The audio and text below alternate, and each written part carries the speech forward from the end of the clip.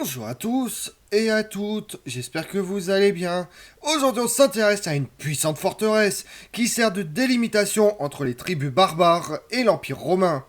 Au IIe siècle, l'empereur décide de protéger le nord de l'actuelle Angleterre des incursions barbares par une fortification longue de 120 km. Vous voulez en savoir plus sur le mur d'Adrien? Venez avec moi. Une étrange atmosphère règne dans les régions les plus septentrionales de l'Angleterre.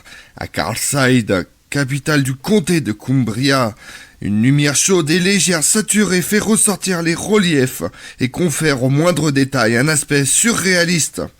Un rayon de soleil perce de gros nuages et vient caresser la façade de la cathédrale. Si la ville exhibe encore aujourd'hui de riches vestiges médiévaux, l'histoire de cette cité remonte bien plus loin. Sous le règne de l'empereur Adrien 117-138, Luguvirium, de son nom latin, constitue un important point fortifié sur les frontières nord de l'Empire romain, autant dire aux confins du monde. L'empereur lui-même s'y était pourtant rendu il y a presque 1900 ans, lors d'un séjour de la province. C'est à l'extérieur de la ville, en direction de l'ouest, que l'on découvre la trace, bien concrète, du passage des Romains. À la faveur d'une éclaircie, on longe des champs nappés de brouillard et peuplés de moutons, et soudain, il est là, sans début ni fin, le mur d'Adrien, édifié dans les années 120, surgit de nulle part, et s'impose à l'œil comme une évidence. Aujourd'hui, ces ruines comptent parmi les plus beaux vestiges de l'Angleterre romaine. Elles constituent aussi le monument historique le plus long d'Europe du Nord. C'est une sorte de muraille de Chine version anglaise. Symbole de la puissance de l'Empire romain, qui parvient jusqu'à ces terres éloignées, et métaphore de son déclin, puisque le mur, laissé à l'abandon au 5e siècle, menace alors ruine. L'empereur a l'idée d'un mur pour remplir deux objectifs, marquer très clairement au nord la frontière entre l'Empire romain et les territoires barbares, mais aussi faire travailler ses soldats qui deviennent oisifs par manque de combat et de conquête. Le successeur d'Adrien, Antonin le Pieux, ira plus loin au nord avec un second mur, mais rapidement abandonné, submergé par les attaques pictes. Les plans du mur sont dessinés par Adrien lui-même, et la construction s'étend sur quelques années dans la Combrie de l'actuelle Angleterre. Des tours de surveillance sont érigés à chaque 1000 romains, qui correspond à 1,5 km, et des fossés sont creusés pour prévenir les attaques. Les légions ont un système routier pour circuler rapidement sur le mur, et usent de signaux lumineux pour communiquer entre les tours. Elles laissent derrière eux maints écrits et objets qui témoignent de la vie ennuyante des soldats sur le mur, mais aussi d'un grand relâchement de leur discipline. Interdits de mariage en théorie, ils emmènent avec eux femmes et enfants. De l'ouvrage d'origine, il ne reste qu'entre 10 et 20%, guère plus qu'un muret qui court à travers le pays, de la mer d'Irlande à celle du Nord, en longeant à quelques kilomètres près la frontière écossaise. Sur le tracé du rempart se dessinent les silhouettes des forts et des tourelles qui jalonnaient un poste de garde à chaque mille. Et 2 tours de guet entre chaque, une régularité toute militaire, sur près de 120 km de longueur. Le rempart, probablement surmonté d'un chemin de ronde crénelé, s'élevait à 4,6 mètres de hauteur, pour une largeur comprise entre 3 et 6 mètres. Au nord, face à l'ennemi, un large fossé, renforcé par des pieux affûtés, achevait de décourager les assaillants potentiels. Le mur déjà impressionnant lui-même surplombe une immense paroi rocheuse, comme une allégorie à la gloire de l'Empire romain et de son inviolabilité. Impossible de franchir une telle barrière censée tenir à distance les turbulentes tribus celtes et pictes, désignées par les Romains sous le nom de barbares. Pour en assurer la défense, une garnison de 10 000 à 15 000 soldats, essentiellement issus de contingents d'auxiliaires. Elle est mobilisée en permanence. Ces soldats romains, gaulois, espagnols, germains, égyptiens, sarmates surveillent la frontière de l'Empire romain au nord du monde. Que peuvent-ils ressentir loin de chez eux, stationnés dans une contrée froide et hostile, tandis qu'ils observent ces paysages somptueux noyés dans la brume? Ils sont envoyés par l'empereur Adrien qui a succédé à Trajan en 117.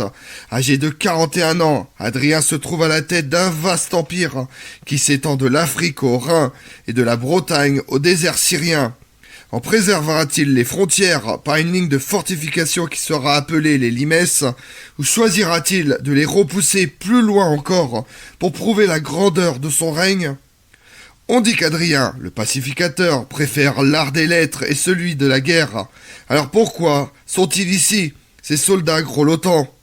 Pour pacifier justement, car sur place difficile de contrôler les barbares venus du nord. Ces ennemis insatiables attaquent par surprise.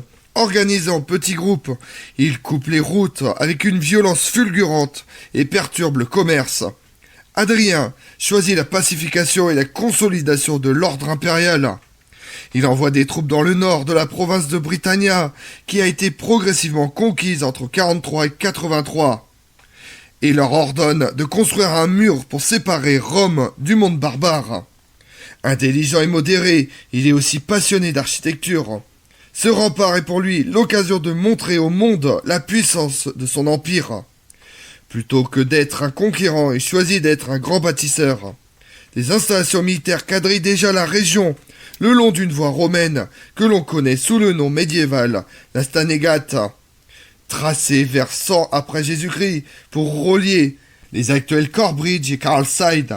Elle est jalonnée de fortins tous les 6 ou 7 milles. Adrien la prend comme référence, mais décide ensuite d'installer son mur plus au nord. En 122, l'empereur se rend dans la province. Les travaux ont certainement débuté avant son arrivée autour de 119, selon les recherches de l'archéologue Eric Pie. Les séjours d'Adrien, 3 ans plus tard, ne seraient ensuite qu'une tournée d'inspection du chantier. Lors de cette visite, les plans sont probablement révisés. À la suite d'incursions répétées de tribus venues du nord, la construction est accélérée.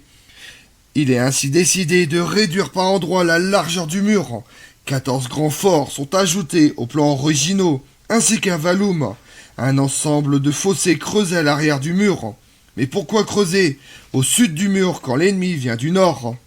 Pour l'historien Paul Frodsham, ce vallum servait de gérer le flux des populations entre le nord et le sud, en créant une sorte de sas, une zone intermédiaire fermée des deux côtés. Pour Nigel Mills, ancien responsable du site à l'UNESCO, il servait plutôt à protéger l'arrière du mur, le monument passant au milieu d'un territoire peuplé de tribus locales à la fidélité incertaine. Mieux valait se prémunir contre des rébellions venues du nord comme du sud. Vers 128, le mur est terminé. Adrien meurt 10 ans plus tard et son successeur, Antonin le Pieux, nourrit d'autres ambitions, l'expansion de l'Empire romain, c'est-à-dire le déplacement de la frontière plus au nord, fait partie de ses projets. Et pour marquer ses conquêtes, il fait à son tour construire un mur, en terre cette fois-ci. Celui-ci sera abandonné une vingtaine d'années seulement après sa construction. La résistance des tribus locales, mais aussi la difficulté d'approvisionnement en Écosse, font bien vite reculer la nouvelle frontière. Le mur d'Adrien est réhabilité et de grands travaux sont entrepris pour l'améliorer. Les parties édifiées en tourbe notamment sont reconstruites en pierre. Ce rempart marquera la frontière de l'Empire romain pour les 3 siècles à venir. Il est bien entretenu et régulièrement rénové. Génération après génération, des légionnaires s'installent sur place et le défendent. Leurs familles les rejoignent.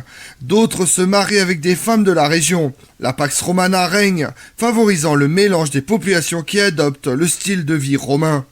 En édifiant des thermes, des temples et des nécropoles. Autour des forts, des habitations apparaissent et forment bientôt des villages. À partir du IIIe siècle, les marchands affluent et font de la fortification un lieu vivant et multiculturel. Le 5e siècle sonne le glas de la Bretagne romaine. Les légions ne sont plus relevées, l'approvisionnement s'interrompt et le mur est abandonné. Si les Romains ont quitté la zone, on sait que certains forts ont continué à être habités après la fin de l'Empire romain d'Occident. Celui de Banna, dans la ville de Birdoswald, Cumbria, par exemple, où les anciens responsables du camp sont devenus des notables locaux. Les Romains étaient là depuis 12 générations. Pourquoi seraient-ils partis? Ce territoire, si rebutant aux premières heures, était devenu leur patrie. La vie continue autour du mur, mais pour combien de temps encore? Au cours des siècles, la frontière s'estompe. Le mur d'Adrien devient alors une inépuisable réserve de pierres pour les fermes et les églises. Ce n'est que très tardivement, à partir du XVIIIe siècle, que les élites et les érudits se rendront compte de l'importance de ces vestiges pour l'histoire du Royaume-Uni. Dès lors, plus question de continuer à piller le monument. La priorité est sa préservation. En 1987, le site entre au patrimoine mondial de l'UNESCO. Des fouilles sont régulièrement organisées et des événements sont mis en place pour faire découvrir le monument au public. Comme on l'a vu, monument historique le plus étendu d'Europe du Nord, la structure entreprise en 122 par l'empereur Adrien témoigne du génie technique de l'Empire romain, mais aussi de son imprudente impression d'invincibilité. Je vous remercie d'avoir suivi cette vidéo en ma compagnie. Si vous voulez connaître mes autres vidéos, retrouvez-moi sur ma chaîne YouTube Tout sur l'Histoire avec Damien, mais également sur les réseaux sociaux, Twitter et Instagram, Histoire Damien. Et pensez à liker, commenter et vous abonner. Je vous remercie à tous.